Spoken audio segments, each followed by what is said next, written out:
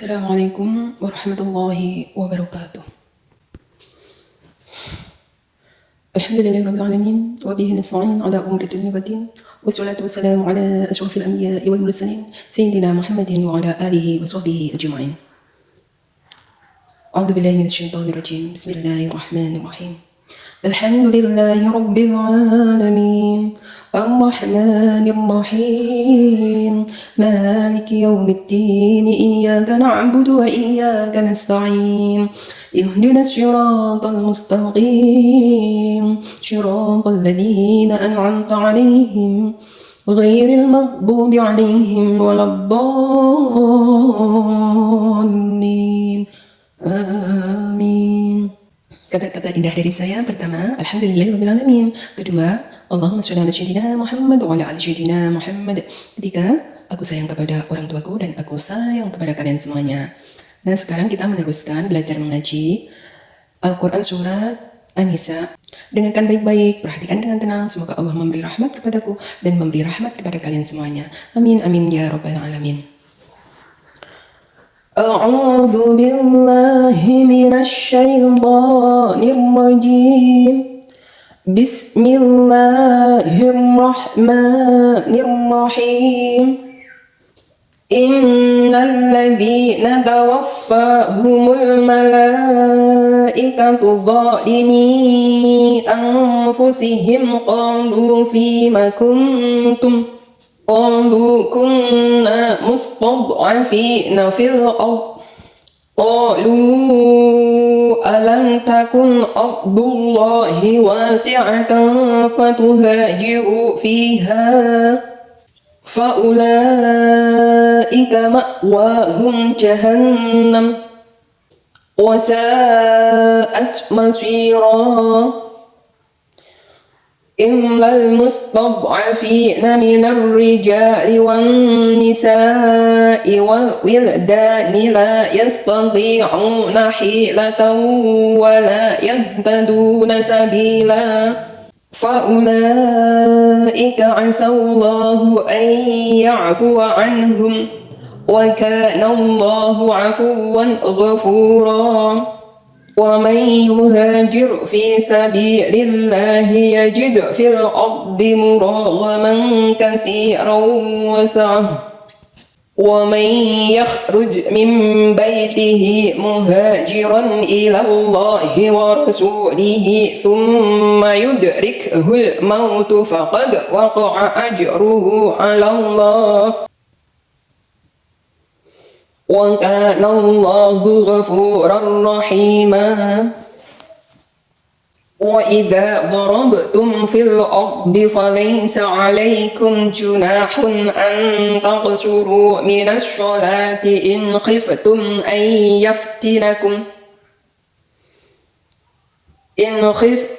أَن يَفْتِنَكُمُ الَّذِينَ كَفَرُوا إِنَّ الْكَافِرِينَ كَانُوا لَكُمْ عَدُوًّا مُّبِينًا.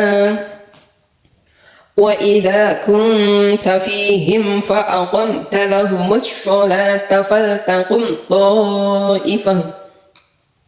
فَلْتَقُمْ طَائِفَةٌ مِّنْهُمْ مَعَكَ وَلْيَأْخُذُوا أَسْلِحَتَهُمْ فَإِذَا سَجَدُوا فَلْيَكُونُوا مِنْ وَرَائِكُمْ وَلْتَأْتِ طَائِفَةٌ أُخْرَى لَمْ يُصَلُّوا فَلْيُصَلُّوا مَعَكَ وَلْيَأْخُذُوا خِذْرَهُمْ وَأَسْلِحَتَهُمْ وَدَّ الَّذِينَ كَفَرُوا لَوْ تَغْفُلُونَ عَنْ أَسْلِحَتِكُمْ وَأَمْتِعَتِكُمْ فَيَمِيلُونَ عَلَيْكُمْ مَيْلَةً وَاحِدَةً وَلَا جُنَاحَ عَلَيْكُمْ إِنْ كَانَ بِكُمْ أَذًى مِّن مَّطَرٍ أَوْ كُنتُم مَّرْضَىٰ أَن تَضَعُوا أَسْلِحَتَكُمْ وَخُذُوا حِذْرَكُمْ إِنَّ اللَّهَ أَعَدَّ لِلْكَافِرِينَ عَذَابًا مُهِينًا. Shadaqallahul azim. Dan nanti didengarkan lagi ya, kalau karakternya itu ada yang salah, kita tahu letak salahnya. Kalau ada yang benar, alhamdulillah. Sekarang kita mempelajari tafsirnya. Dengarkan baik-baik, perhatikan dengan tenang. Semoga Allah memberi rahmat kepadaku dan memberi rahmat kepada kalian semuanya. Khususnya anak-anakku ya. Aku berlindung kepada Allah dari godaan syaitan yang terkutuk dengan menyebut asma Allah yang maha pengasih lagi maha penyayang. Kita menerangkan tentang kewajiban berhijrah di jalan Allah dan balasannya. Ayat 97. Sesungguhnya orang-orang yang diwafatkan malaikat dalam keadaan menganiaya diri sendiri. Kepada mereka malaikat bertanya, dalam keadaan bagaimana kamu ini? Mereka menjawab, adalah kami orang-orang yang tertindas di negeri dalam kurung Mekah. Para malaikat berkata, bukankah bumi Allah itu luas, sehingga kamu dapat berhijrah di bumi itu? Orang-orang itu tempatnya neraka jahanam, dan jahanam itu seburuk-buruk tempat kembali. Nah, ini menerangkan penduduk Mekah pada zaman dulu ya. Orang itu di negeri itu menjadi bala tentaranya orang-orang kafir ya, dan dipaksa oleh orang kafir ya, memang jadi tentaranya. Terus mereka dipaksa untuk memusuhi orang Islam, mereka dipaksa kafir ya, menyembah berhala. Terus mereka itu mati di medan perang. Bertanya, jangan lo, kowe iki lho dipaksa kon kafir karo wong kafir kok gelem. Nyapa kowe kok gak hijrah ngalih saka negerimu? Ngono jawane di apa ikalah ditegur ngono. Mbok ya hijrah. Wong dipaksa kafir terus bareng ngono memusuhi umat Islam, kemudian kamu meninggal. Kamu akhirnya kan suul khotimah, meninggal yang buruk. Karo malaikat diketak ngono cara bahasa kene ngono gimana nih? Pertanyaane ngono kuwi ketika orang-orang itu sudah wafat lho, di ngono nih karo malaikat paling ya mungkar nangkir ngono ya. Kayak piye ngono. Apa kowe kak orang wong bumi Gusti Allah ki luas. Nyapa ora hijrah ngalih saka negeri sing koyo ngono kuwi. Ngono lho ya. Sampeyan dipaksa kon kafir kon musuh orang-orang Islam, manut ae. Terus akhirnya kowe meninggal. Terus tempatmu neraka lho. Akhirnya yo nangis ya wong ning alam barzah iki ning alam kubur kuwi di dunia ya bakal tempatmu kono ning neraka ngono ki setiap pagi dan petang ya. Itu diperlihatkan neraka ya, calon tempatnya nanti. Makanya malaikat itu ya ngetaki koyo ngono kuwi. Terus jawabannya wong ahli kubur sing mati dalam keadaan suul khotimah, jawabannya piye? Kami orang-orang tertindas ngono di negeri iki ngono lho. Terus enggak ada jalan lain. Lah wong lanang wong kuat wong ngerti wong apa iki sehat kok enggak iso. Ya jawabannya wis gak enek alasan. Wis kono tempatmu neraka kono. Nah, kecuali lah ibu-ibu ya, anak-anak, terus orang tua yang tidak sulit berjalan dan sebagainya. Ya insya Allah dia ngapura. Tapi ini ya orang-orang yang kuat, orang-orang yang bisa tahu jalan mana untuk hijrah ya, mereka itu nggak bisa, makanya digetak karo malaikat kayak ngono kumang. Bumi ini Gusti Allah iki jembar banget toh, nyapa kowe nggak belum hijrah ngono. Kok dipaksa kon kafir kon memusuhi umat Islam, disuruh membunuh umat Islam. Saiki sampean sing terbunuh sendiri. Terus akhirnya kamu menempati sana tempat neraka jahanam kono. Lek wong kowe iki awar wong kafir, dipaksa wong kafir memusuhi umat Islam sampai termasuk golongane walaupun hatimu menolak tapi kamu termasuk golongane ngono lho. Jadi wafat dalam keadaan menganiaya diri sendiri, wafat dalam keadaan zalimi ngono kuwi. Manut ae dipaksa dadi tentarane wong kafir ya untuk memusuhi umat Islam. Nah ya. Jadi tempatin neraka jahanam dan itu tempat seburuk-buruknya tempat. Sekarang 98, kecuali mereka yang tertindas baik laki-laki atau wanita ataupun anak-anak yang tidak mampu berdaya upaya dan tidak mengetahui jalan untuk berhijrah. Nah kecuali ya kumang wong-wong sing lemah seperti ibu-ibu, anak-anak, terus wong sing gak berdaya untuk hijrah kuwi diampuni oleh Allah. Sekarang 99 mereka itu mudah-mudahan Allah memaafkannya dan adalah Allah Maha Pemaaf lagi Maha Pengampun. Itu doanya malaikat ya. Mudah-mudahan Allah memaafkannya dan adalah Allah Maha Pemaaf lagi Maha Pengampun. Ini ucapannya orang-orang yang mati dalam keadaan menganiaya diri sendiri ya di alam barzakh, dialog dengan malaikat ya. Sekarang 100.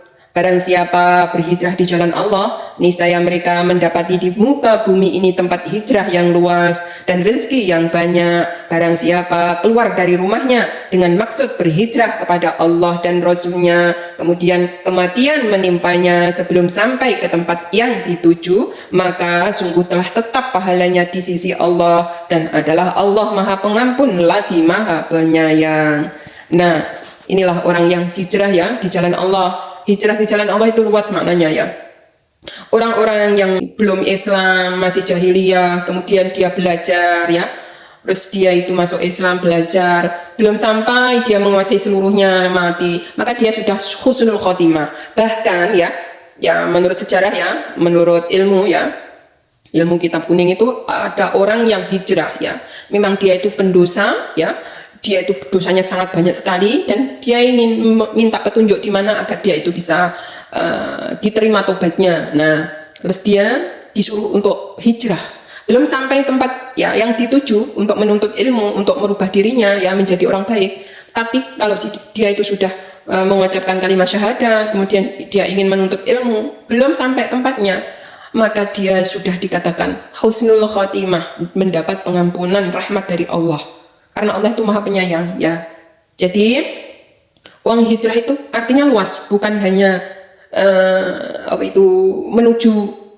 menuju daerah yang Islami, tetapi sekarang itu Islam diakses di mana-mana ya lewat internet.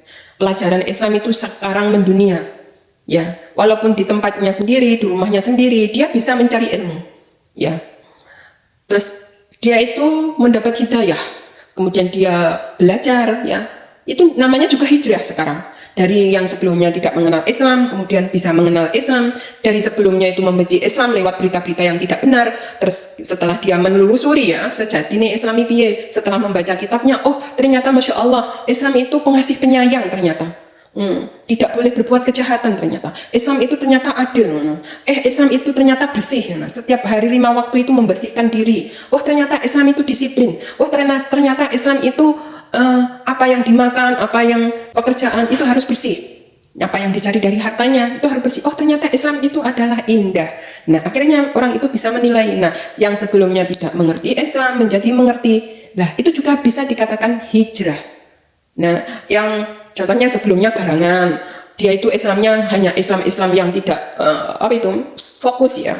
Apa sih Islam, gak mendalami Islam, kemudian dia terketuk hatinya ingin mengaji ya, terus dia mendekati para kiai, terus dia sering menonton pengajian dan sebagainya, terus dia menjadi mengerti, dia belajar Islam ya, terus dia menjadi orang baik. Itu juga sudah dikatakan hijrah ya, hijrah dari yang maksiat menuju ke Islami. Nah terus apalagi kata hijrah itu bisa dikatakan di situ memang lingkungan Masya Allah penuh dengan kemaksiatan ya, lingkungan yang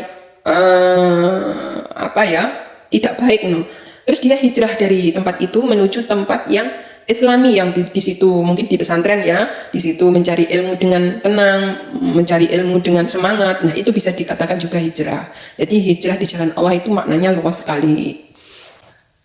Dapat disimpulkan orang yang hijrah ya, orang yang keluar dari rumahnya terus menuju majelis ilmu, majelis zikir, majelis yang Islami ya, walaupun belum sampai ke tempatnya, di berangkatnya itu sudah diberi pahala ya, belum sampai ke tempatnya Allah mencabut nyawanya, maka orang tersebut sudah dikatakan husnul khotimah, dapat pengampunan, mendapatkan rahmat dari Allah. Nah dan sekarang ini ya hijrah dari sebelumnya itu penuh dengan kemaksiatan, sebelumnya itu penuh dengan perbuatan-perbuatan yang buruk ya, terus hijrah dengan sering mendengarkan pengajian, terus dia mengerti ilmu Islam.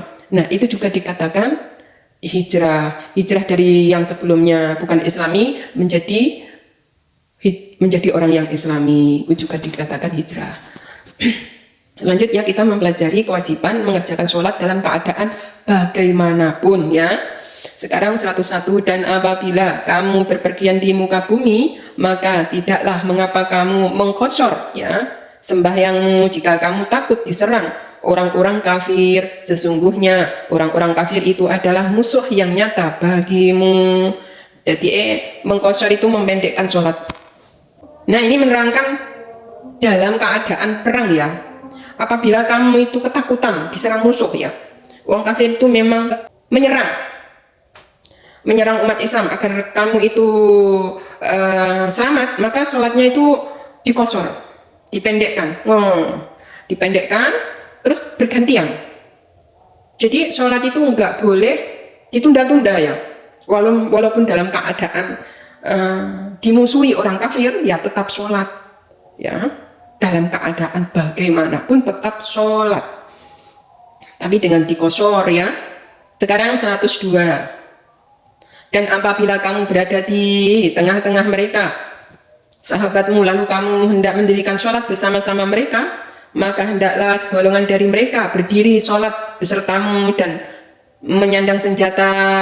Kemudian apabila mereka yang sholat besertamu sujud telah menyempurnakan serokaat, maka hendaklah mereka pindah dari belakangmu untuk menghadapi musuh, dan hendaklah datang golongan yang kedua yang belum bersembahyang, lalu bersembahyanglah mereka denganmu, dan hendaklah mereka bersiap siaga dan menyandang senjata. Orang-orang kafir ingin supaya kamu lengah terhadap senjatamu dan harta bendamu, lalu mereka menyerbu kamu dengan sekaligus, dan tidak ada dosa atasmu meletakkan senjata-senjatamu jika kamu mendapat sesuatu kesusahan karena hujan atau karena kamu memang sakit. Dan siap-siagalah kamu, sesungguhnya Allah telah menyediakan azab yang menghinakan bagi orang-orang kafir itu.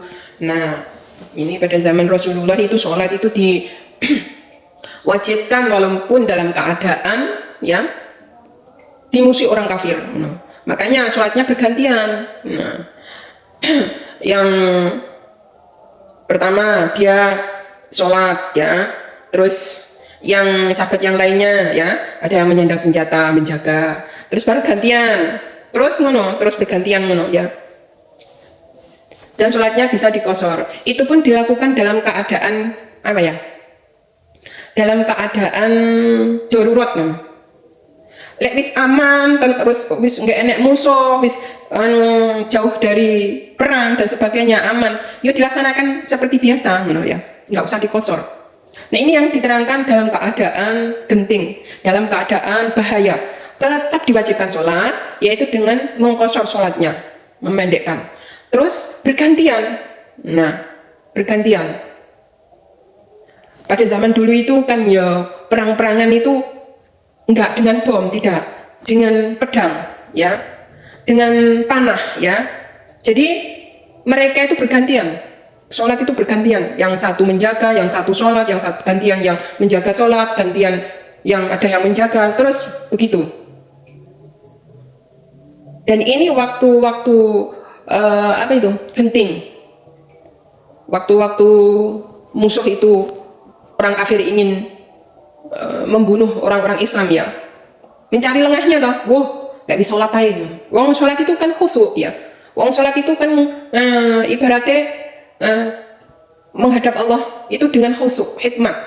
Makanya kesempatan itu digunakan oleh orang kafir menunggu orang-orang Islam itu lengah. Makanya ada yang menjaganya, ya. Ada yang sholat, ada yang menjaganya. Tetapi waktu aman-aman saja ya, itu disuruh sholat ya seperti biasa. Ini hanya waktu genting, waktu berbahaya, waktu musuh orang kafir ingin ya memusuhi umat Islam. Orang kafir masih ibaratnya mengejar-ngejar umat Islam. Jadi sholatnya nggak boleh ditinggal nih. Sholat waktu asyar ya harus sholat asyar, waktu maghrib ya harus sholat maghrib, waktu isya ya harus sholat isya. Ngono ya. Alhamdulillahirrahmanirrahim. Keterangan surat An-Nisa ayat 97 sampai 102 sudah selesai. Maha benar Allah dalam segala firman-Nya. Dan apabila dalam keterangan-keterangan saya ada kurang lebihnya, mohon maaf yang sebesar-besarnya. Apabila ada yang benar, boleh diikuti. Apabila ada yang salah, boleh dikritisi untuk membangun kedepannya menjadi insan yang lebih mengerti. Ihdinas siratal mustaqim. Wassalamualaikum warahmatullahi wabarakatuh.